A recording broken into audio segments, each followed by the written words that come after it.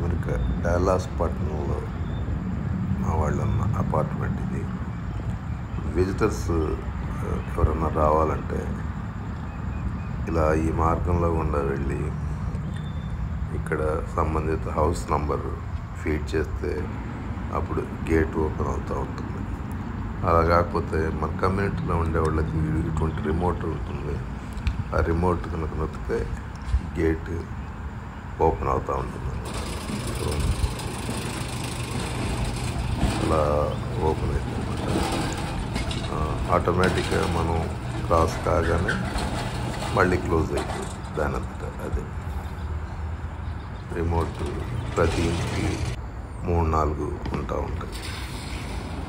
ఇది 3 అంతస్తులు అపార్ట్మెంట్లు అన్నీ. ఒక్కో అంతస్తుకి 4 ఇళ్ళు ఉంటాయి. అంటే 4 3 12 ఇళ్ళు ఒక్కొక్క అపార్ట్మెంట్లో ఉంటాయి అన్నమాట. అదేవిధంగా 12 క్లస్టర్స్ ఉన్నాయి అన్నమాట. 12 × 12 అపార్ట్మెంట్ పక్కన కనపడే చిన్న స్టోర్ హౌస్ లాగా ఉన్నాయి చూడండి. వీటిని మళ్ళీ ప్రత్యేకంగా అద్దెకిస్తారు. ఎవరికన్నా సామాన్లు ఎక్కువ ఉండి ఇలా స్టోర్ చేసుకోవాలనుకుంటే వీటిని తీసుకుంటారు అన్నమాట. ఒక $200 అట్లా పర్ మంత్ అద్దె ఉంటుంది. రోడ్డుకు 2 వైపులా పార్కింగ్తో సహా 2 లేన్ ఉంటాయి. ఇది వర్షపు నీళ్ళ డ్రైన్. దానికి లేబుల్ వేసారు చూడండి. ఇది అంటే దీని కింద ఇంకేమి చెత్త చెదారం ఏమి వేయకూడదు. ఒకవేళ ఏదన్నా రిపేర్స్ ఉంటే తీయటానికి ఇదిగోండి ఇక్కడ ఒక స్ట్రక్చర్ ఉంది. పక్కన కార్లు క్లీన్ చేస్తారు. దానికి సంబంధించిన ఎక్విప్మెంట్ అంతా ఇక్కడ ఉండిద్ది. కమ్యూనిటీలో రోడ్డుకి ఇరువైపులా ఫ్రీ పార్కింగ్ ఉంటుంది. పైన రేకుల్లాగా వేసారు కదా, అక్కడ వచ్చేటప్పటికి అది పెయిడ్ పార్కింగ్ అనమాట. ఎవరికి వాళ్ళకే ముందు రిజిస్టర్ చేసుకొని ఉంటుంది. దీనికి ప్రత్యేకంగా మళ్ళీ రెంట్ ఇవ్వాలన్నమాట. ఇక్కడ సంవత్సరానికో 2 ఏళ్ళకో ఒకసారి ఖచ్చితంగా వడగళ్ళు వాన పడుతూ ఉంటుంది. ఆ వడగళ్ళు వాన పడ్డప్పుడు కారు అంతా ఇక చొట్టలు పడిపోతూ ఉంటుంది. మళ్ళీ అది తీయించుకోవాలంటే కనీసం ఒక $10,000 అయితే అయినా ఒరిజినాలిటీ రాదు. అందుకని చెప్పి ఈ పార్కింగ్కి పైన షెల్టర్ ఉండేలాగా తీసుకుంటారు. అవసరమైన చోట్ల స్పీడ్ బ్రేకర్లు వేస్తారు. స్పీడ్ బ్రేకర్లని ఖచ్చితంగా ఆ లిమిటెడ్ స్పీడ్లోనే వెళ్ళాల్సి ఉంటుంది. సామాన్లు చూడండి, ఒకసారి వాళ్ళు యూజ్ చేసినవి మళ్ళీ ఇంకొకళ్ళు ఎవరన్నా ఉపయోగపడుకుంటారేమో అనే ఉద్దేశంతో ఇలా ఇక్కడ పెట్టేస్తారనమాట. కావాల్సిన వాళ్ళు తీసుకెళ్ళిపోతారు ఫ్రీగానే. చూడండి కొన్ని ఈ అల్మారాలు రకరకాల సామాగ్రి ఉంటుంది. ఇది టీవీ మానిటర్ ఒకటి కనపడుతూ ఉంది. సోఫాలు, బెడ్లు, కాట్లు కూడా, మంచాలు కూడా ఉండటం నేను గమనించాను. చూడండి ర్యాక్స్. ఇదంతా చెత్త డంప్ చేసే ప్రాంతం అనమాట. వారాంతాల్లో అంటే సాటర్డే సండేలో వచ్చేటప్పటికి ఇంట్లో ఎవరు ఉండరు, అంతా విహారయాత్రకి బయలుదేరుతారు అన్నమాట. ఈ కనిపించే ఈ పడవలు, వీటిని కారుకు తగిలించేసుకొని నది దగ్గరికి వెళ్ళేసి అక్కడ షికారు చేసి ఎంజాయ్ చేస్తారనమాట. ఇక్కడ కనిపించేది కూడా వర్షపు నీటి డ్రైను. ఇక్కడ మురికి నీళ్ళు వర్షపు నీళ్ళు ఒకదానికొకటి కలపాలన్నమాట. వర్షపు నీళ్ళని సపరేట్గా మళ్ళీ హార్వెస్ట్ చేసుకుంటూ ఉంటారు. కమ్యూనిటీలో కూడా రోడ్లకు ఇరువైపులా చెట్లు వేస్తారు. చెట్ల కిందంతా గ్రీనరీ ఉంటుంది. ఎటు చూసినా పచ్చదనం, బయటకు వస్తే ఆహ్లాదం. అక్కడక్కడ వాల్స్ లాగా మొక్కలతోటి కత్తిరింపులు చేస్తూ ఉంటారు. వీటన్నిటిని మెయింటైన్ చేయడానికి స్టాఫ్, ఎయిర్డ్ స్టాఫ్ వారానికి ఒకసారి వచ్చి వాళ్ళ పని వాళ్ళు చేస్తూ ఉంటారు.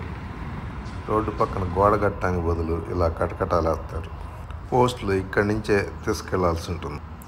పిల్లలు ఆడుకోవటానికి జారుడు బల్ల, నిచ్చెన ఇవన్నీ ఉంటాయి అన్నమాట. కిందంతా కాస్త మెత్తగా ఉండే ఏర్పాట్లు చేశారు.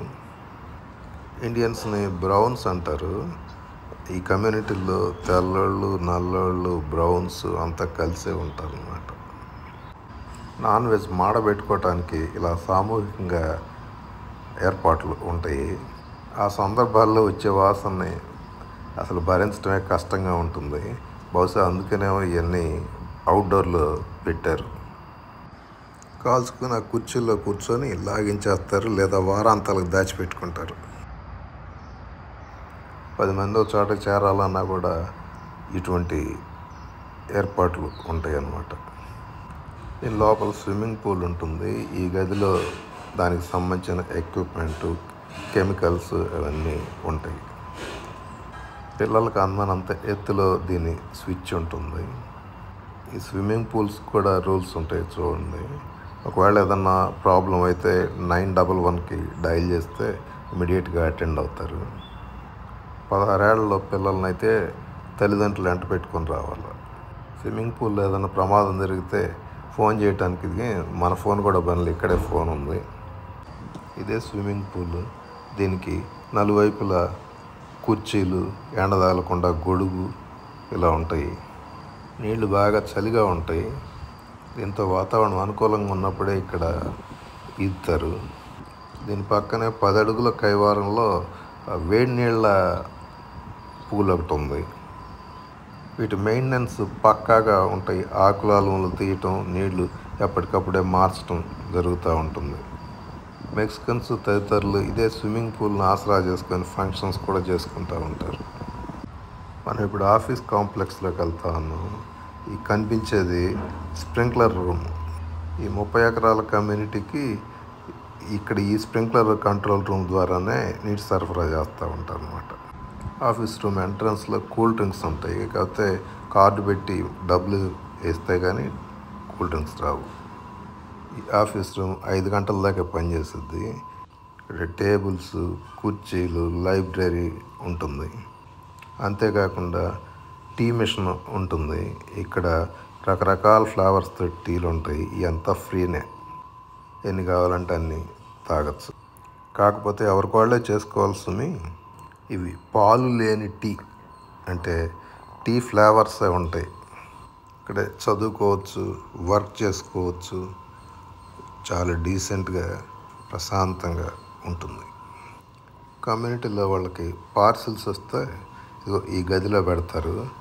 ఆ కనపడే ఎలక్ట్రానిక్ డివైస్ ద్వారా గది తాళం తీసుకొని ఎవరి సామాను వాళ్ళే తెచ్చేసుకోవాలి. పక్క వాళ్ళ సామాగ్రి కూడా తెచ్చుకోవాలంటే అక్కడ సీసీ కెమెరాలు ఉంటాయండి.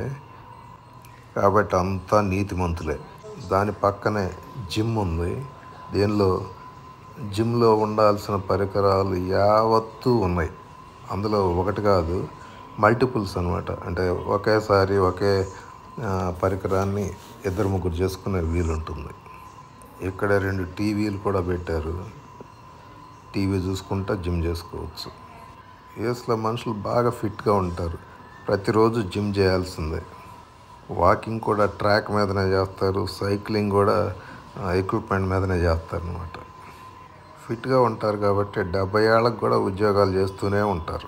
మన వాళ్ళు తాపీగా పనులు చేస్తారు. యూఎస్లో మాత్రం పరిగెత్తుతూ ఉంటారు. పనులు కూడా అంతే వేగంగా చేస్తూ ఉంటారు. బహుశా ఫిట్గా ఉంటుంది. దీని అంతటికి కారణమేమో. జిమ్కి ట్రైనర్ కూడా అందుబాటులోనే ఉంటారు. కాకపోతే పర్సనల్గా పే చేయాల్సి ఉంటుంది. వెయిట్స్, స్టెప్పులు ద్వారా, అంటే మెట్లు ఎక్కడం కూడా పెద్ద ఎక్సర్సైజు. అదేవిధంగా ఈ పుషప్స్ కూడా అందుబాటులో ఉంటాయి చేసే ఎక్విప్మెంట్. స్విమ్మింగ్ పూల్లో లాగే ఆఫీస్ దగ్గర కూడా ఒక గొడుగు, 5-6 కుర్చీలు ఉన్నాయి. దీనికి అటాచ్ ఒక గది కూడా ఉంటుంది. ఇక్కడే పార్టీలు కూడా చేసుకుంటూ ఉంటారు. కమ్యూనిటీలోనే సేదతీరటానికి ఎక్కడికక్కడే కుర్చీలు ఉంటాయి. హాయిగా పచ్చిక బయళ్ళను చూస్తూ చెట్టు కింద నీడలో సేదతీరచ్చు.